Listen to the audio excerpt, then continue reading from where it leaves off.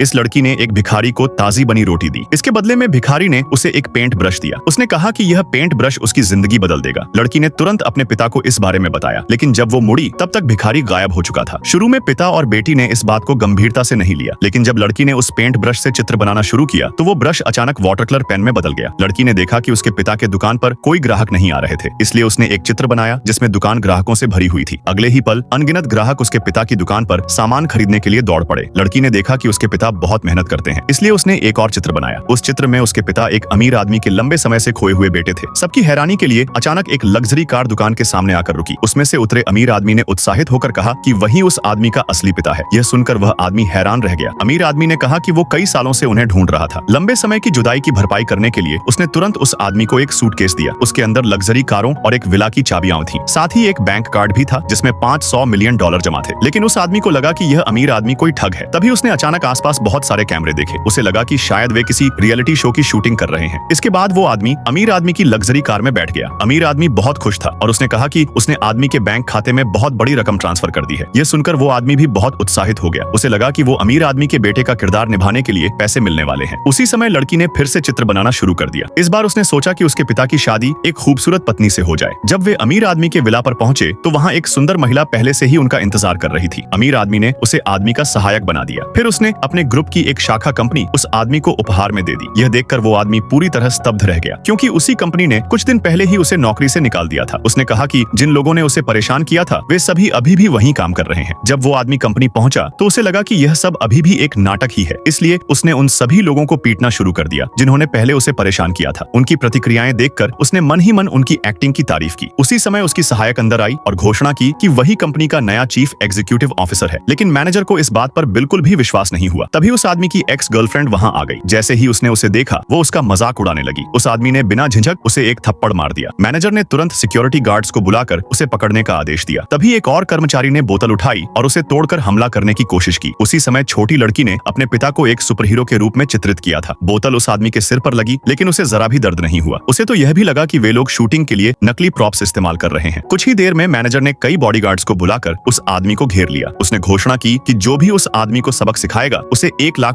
का इनाम मिलेगा। लेकिन जैसे ही बॉडीगार्ड्स ने उस पर हमला किया, उस आदमी ने सभी को आसानी से जमीन पर गिरा दिया।